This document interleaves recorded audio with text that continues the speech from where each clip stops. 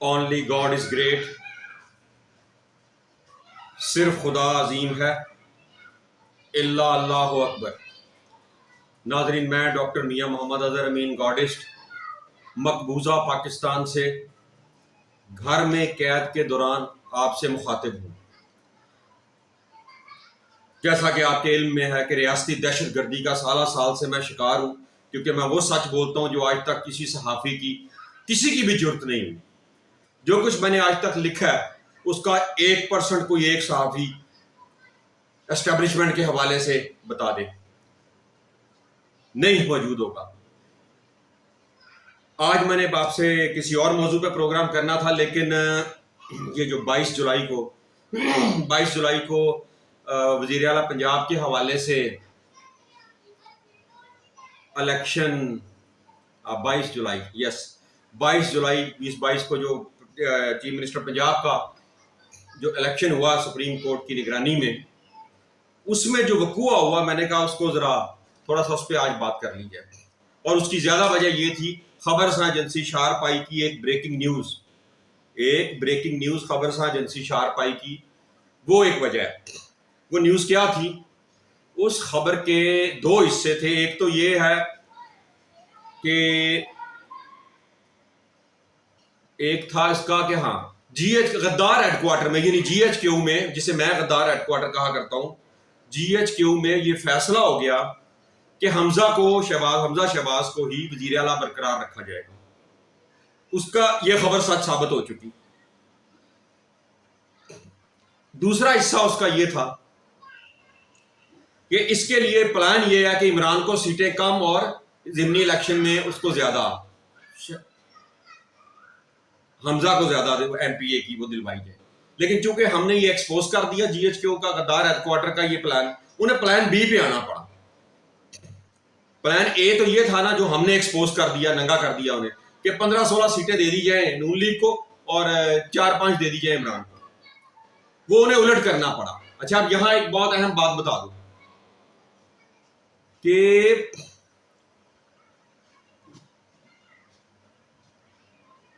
ये जो थी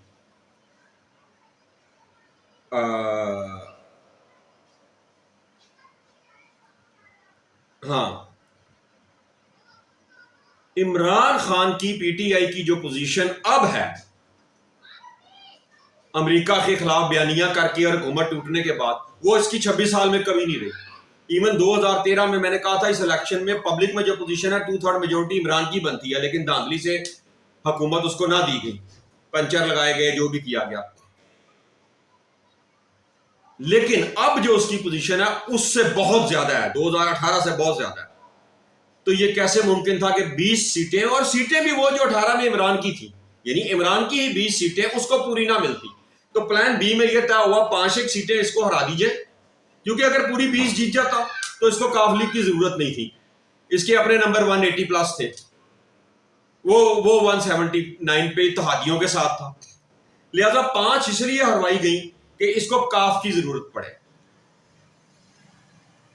और काफ का जो है वो वोट हो। और वो फिर आगे प्लान बी में चोरी शुजात को ऑर्डर गया। उस ऑर्डर के बाद क्या हुआ? अच्छा, ये पब्लिक के लिए ड्रामा किया जाता है, फैसला वहां जीएसक्यू में होता है, और जितने भी किरदार अपोजिशन और हुकूमत के और सियासत के, सहाफत के, सिविलियन मार्केट में आपको इन नजर आते हैं, वो कंट्रोल्ड होते हैं, वो अंडर ब्लैकमेलिंग होते हैं इनके। तो जाता ऑर्डर वहां से आया शुजात को, लेकिन फिर पब्लिक में फेस सेविंग के लिए, ताकि गाली जीएसक्यू को ना पड़े, ये हो कि ये आपस में ही नेचुरल नजर आए, खिचड़ी पकी है, वो जरदारी की या किसी की ड्यूटी लग जाती है, जा यार उसे बह जा जाके। और वो जरदारी साहब वहां बैठ गए और शो किया गया कि जरदारी के कहने पे उसने ये लेटर लिख दिया, पूरे खानदान से लड़ाई लेके इतना बड़ा पंगा करके वो जरदारी के लिए उसने नहीं किया। सब समझते हैं कि उसका कितना मवाद पड़ा होगा शुजात का उनके पास, जो उसको हुक्म मानना पड़ता है। जब आप उनके यरगमाल हो जाते हैं, फिर आपको हर रिश्ता, हर तल्लक, दोस्ती छोड़ के ऑर्डर वहां का मानना पड़ता है, आप अंडर ब्लैकमेलिंग होते हैं। तभी तो ये किसी को आने नहीं देते। मुझे कॉन्टिन्यूसली कोशिश कर रही है एजेंसियां और स्पेशली आईएसआई कि मैं इनके टाउट बन जाऊं। और अब मैंने जो अपनी किताब godism.com में जिक्र किया है सेकंड एडिशन में, कि 31 मई को 2022 को मेरे घर जो अब मीटिंग आके की इन्होंने आईएसआई वालों ने कि भाई कैद रहना है या बाहर आना है। मैं कहा बताएं क्या शरायत है? उन्होंने कहा आपको जनरल के लेवल के ऊपर उस ग्रेड पे आपको हम अब लेंगे पेरोल पे, फिर आप खेलें बाहर आके सवाफत खेलें, जो मर्जी खेलें। आना आईएसआई के पैरोल को, मैंने उसको इनकार कर दिया। मैं कहा no thank you very much, मैं ऐसे ही चला जाऊंगा कब्र में, लेकिन मैं दल्ला नहीं बनूंगा। मैंने 20-22 साल दाया ही कर दिया। फिर अगर मैं उस वक्त ही शुरू में ही बन जाता जब आप लोग कहा करते थे। सो ये है सारा। तो अब बल्कि यहां मैं आपको थोड़ी सी वो दिखा भी दूं, जो ब्रेकिंग न्यूज जारी हुई थी, जैसे जारी हुई थी वो भी देख लीजिए।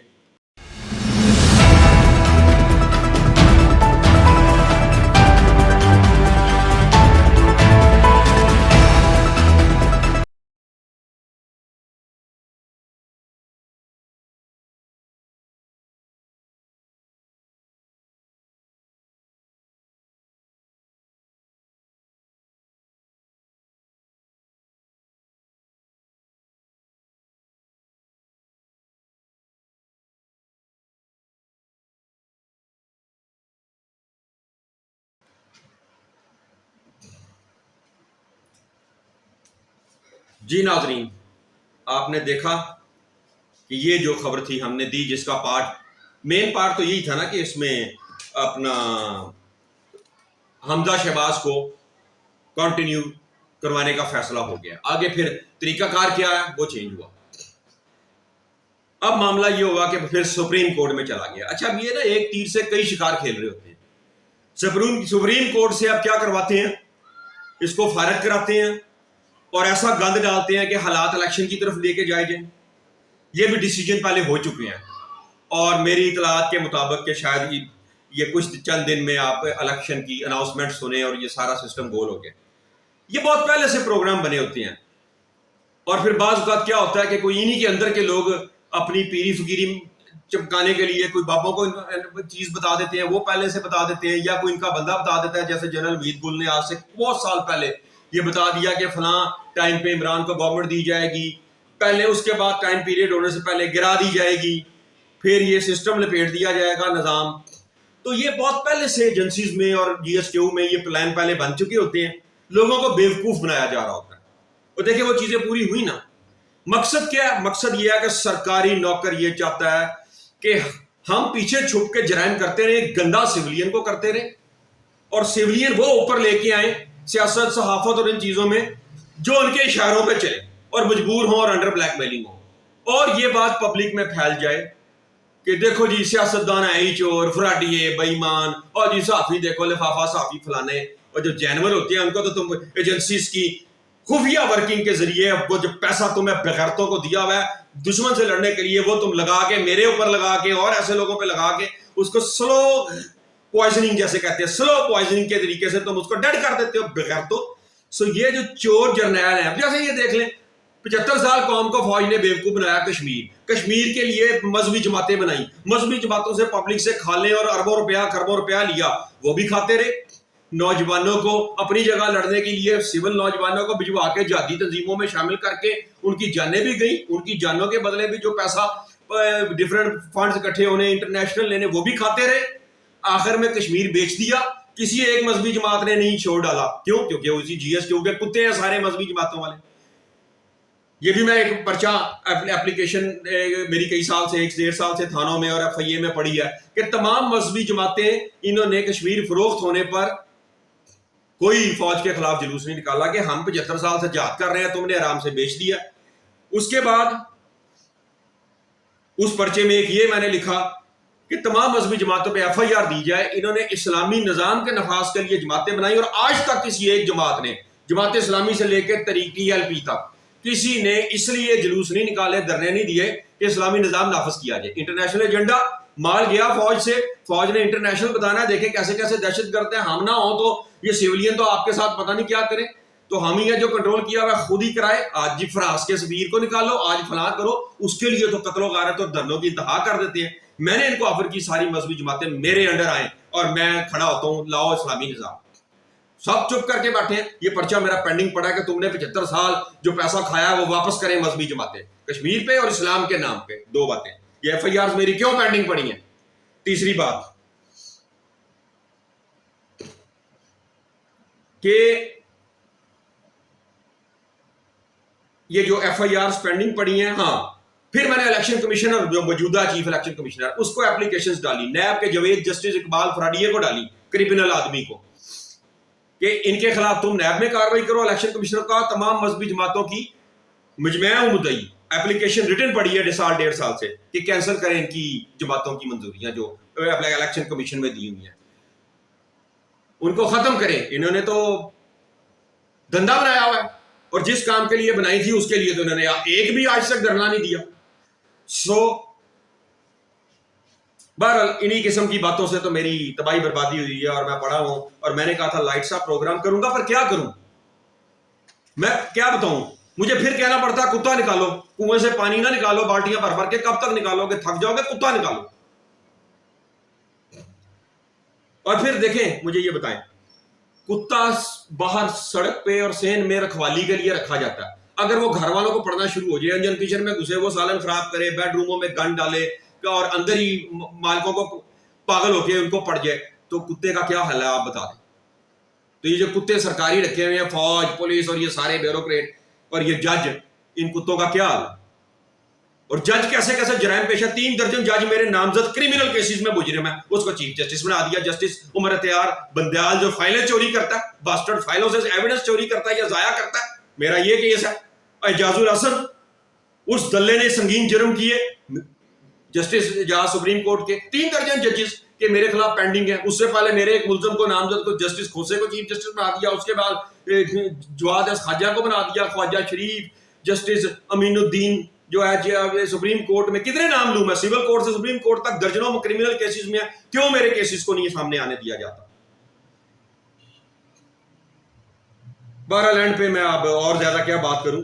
आज जो कश्मीर की बात हुई उसकी मुनासबत से मैं, मेरी जो किताब है सहाफत से शायरी तक, जो आपको godism.com पे अवेलेबल है फ्री, उसकी एक पोइम जो 2-3 साल पहले मैंने लिखी थी, वो इस मुनासबत से पढ़ देता हूं। कश्मीर हम शर्मिंदा हैं, सोचता था दिन रात, जो लिखी जा रही है लहू से तकदीर, होगा जरूर हर सूरत अब पाकिस्तान का नसीब कश्मीर। लगाते थे नारे दिन रात इस कौम के सपूत, है शहराग हमारी बन के रहेगा कश्मीर पाकिस्तान। शर्मिंदा है कश्मीर, हम शर्मिंदा हैं। समझते थे एक रोज बदलेगी तकदीर है कश्मीर, धोखा खा गए चौकीदार को समझकर वफादार है कश्मीर। समझते थे जिन्हें हम शम्मा वफा के परवाने दीवाने, निकले गद्दार और मीर जाफर, निकले गद्दार और मीर जाफर, मीर सादक को भी छोड़ दिया पीछे। शर्मिंदा है कश्मीर, हम शर्मिंदा है। मेरे वतन के गरीब अमीर माएँ बहनें बेटियां कर देती थी फिदा अपने माल व जेवर, और पूत तक लुटा देती सब जब गुजरते थे सड़क से ट्रक। देखा 72 साल एक ही के ख्वाब, कश्मीर बनेगा पाकिस्तान। 72 साल इसलिए कि 3 साल पहले ये लिखी थी, तो अब 75 साल हो गए पाकिस्तान बने। शर्मिंदा है कश्मीर, हम शर्मिंदा है। जालिम मुहाफिज बेच दिया कश्मीर, अब ये ना कभी बनेगा पाकिस्तान। टूट गई हर उम्मीद अब अपने मुहाफिजों से है कश्मीर। करते थे जो बर्दाश्त ये सोचकर उनकी लूट मार, सोचकर सह लेते गद्दारियां कि कश्मीर बनेगा पाकिस्तान। शर्मिंदा है कश्मीर, शर्मिंदा है हम, अब कभी ना बनेगा ये कश्मीर हमारा पाकिस्तान है अवाम। कश्मीर नहीं बेच दिया गद्दार मुहाफिज तूने पूरा पाकिस्तान। शर्मिंदा है ए कश्मीर, शर्मिंदा है बहुत हम, शर्मिंदा है ए कश्मीर, शर्मिंदा है बहुत हम। अच्छा, ये एक शेर आ गया तो मुझे एक बात याद आ गई, ये जो कि कश्मीर नहीं बेच दिया गद्दार मुहाफिज तूने पूरा पाकिस्तान। मैंने आज से चंद साल पहले एक इंडस्ट्रियलिस्ट के पास एक मेरी मीटिंग हुई फैक्ट्री में। वहां एक रिटायर्ड ब्रिगेडियर बहुत सीनियर भी बैठे थे।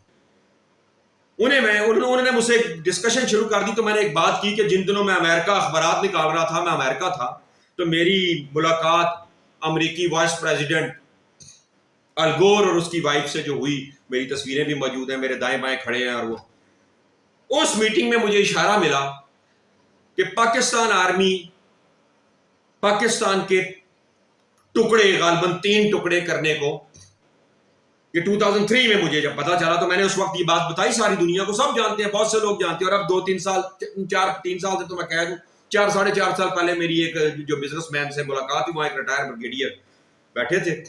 तो उनके साथ जब ये बात हुई तो वो बाबा जी खासी एज के हैं, रिटायर्ड ब्रिगेडियर, वो भी बड़े जले कटे हैं जर्नैलों की हरकतों से। तो मैंने कहा कि पाकिस्तान के टुकड़े करने का अब GHQ ने, एस्टेब्लिशमेंट ने फैसला कर लिया हुआ है, मजीद बेचेगी। तो कहने लगे आई नो, और मुझे तो यहां तक यकीन है कि मैं अपनी जिंदगी में ये एहसानिया होते देखूंगा। ये उस ब्रिगेडियर रिटायर्ड के फिक्रे हैं। वो मेरा ख्याल है खासी, मेरा ख्याल है 80s में है वो बंदा, होगा 4 साल पहले जो था, पता नहीं जिंदा है कि नहीं। सो वहां पर खासी डिस्कशन हुई और उसने मेरी इस बात पे एग्री किया कि यस ऐसा प्लान है। तो यही मैं खत्म करता हूं। अल्लाह, ईश्वर, गॉड, भगवान, रब, खुदा, मालिक को, दुनिया के मालिक को जिस नाम से भी पुकारें, सिर्फ वही अजीम है। ओनली गॉड इज ग्रेट, इल्ला अल्लाहु अकबर।